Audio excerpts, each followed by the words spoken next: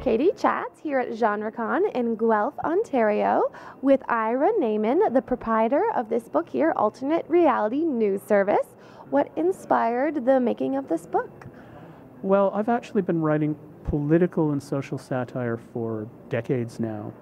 And I found that working in science fiction and fantasy gave me new ways of saying things, gave me new kind of tropes to play with. And I'm finding I'm having just a lot of fun writing science fiction. What are some examples of the types of things you can explore in fantasy that you can't in other mediums? Well, I'm not sure that you can't, but one of the things I do, I write a lot about, say, wars. There are things like that, particularly religious wars, and you get in trouble if you name specific religious groups that are involved in these things, whereas I can have two alien races fighting it out, make exactly the same points, but maybe make them in a way that people would be more willing to listen than to just get angry and totally slough off. And you've had a few reviews. How have you felt about the reviews you've received on your work so far? Well, the thing that I've always understood about humor is that humor is, of course, very personal, right? And what I tell people when I'm selling the books is that I can't guarantee you will like them, but the people who do like them, do like my writing, seem to like it an awful lot. So the reviews I've gotten so far have been mostly quite positive. I have to be very happy about that, of course. Charles DeLint, who's a well-known fantasy writer, also reviews books for Fantasy and Science Fiction magazine. There are 3 alternate reality news service books now, and his review of my first book, he said, "This is a great book to leave lying around the bathroom." Now, the books are fake news articles, opinion pieces, reviews. They have advice columns. Each of the 3 books has a chapter of obituaries.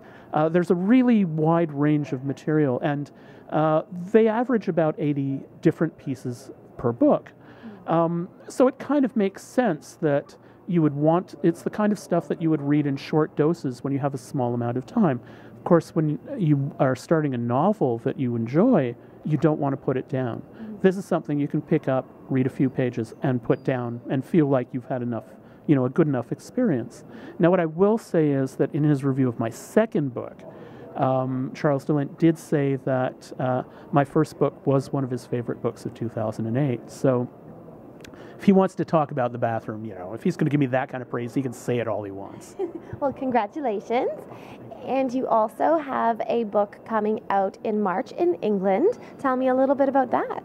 Well, that's an actual honest-to-goodness novel. None of this fake news stuff. It's called Welcome to the Multiverse. Sorry for the inconvenience. It takes some of the ideas about travel between dimensions that were introduced in the alternate reality news service books, but it takes them in a completely different direction. And can you give me any tidbits on what we can expect might happen? Well, the main organization, the 2 main characters are agents of the Transdimensional Authority. This is the organization that monitors and polices travel between dimensions.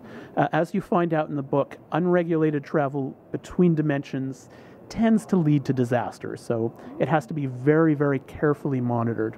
At the beginning of the book, some unexpected travel takes place, and they have to investigate what the hell happened, basically.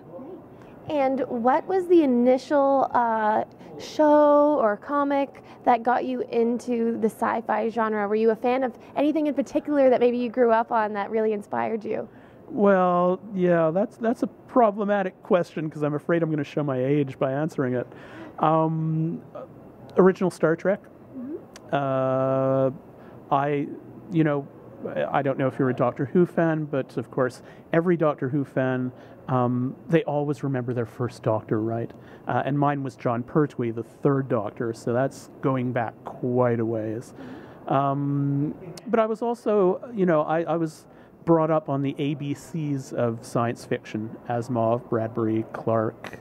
Read it probably more than I watched it on film or TV. So, you know, there was a lot of literary science fiction that I guess was kind of a grounding for what I do now. And where is the best place to find out more information on you and on your work online? Last September, I have a website, Les Pages au Fall. Last September, it celebrated its 10th anniversary. All of the material in the Alternate Reality News Service books originally appeared there. And new material that's going to go into 2 new books next year also is appearing there on a weekly basis. So it's a good way to keep up with kind of what I do. Well, congratulations on all of your success. Best of luck with your book that's coming out in March in England, and have a wonderful time at Genrecon. Thank you. I'm sure I will. Thank you so much. I'm Katie Uhlmann reporting for Katie Chats here at Genrecon in Guelph, Ontario.